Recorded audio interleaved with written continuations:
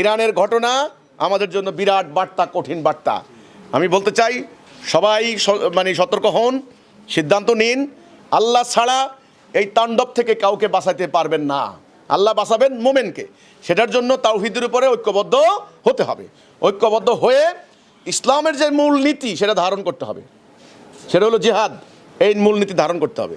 আপনি জেহাদের কথা বলবেন না, আর ওরা ঠিকই দুনিয়ার সমস্ত অস্ত্র বানাবে, সমরাস্ত্র কারখানা বানাবে, আপনি জেহাদের কথা বলবেন না, এটা তো হতে পারে না।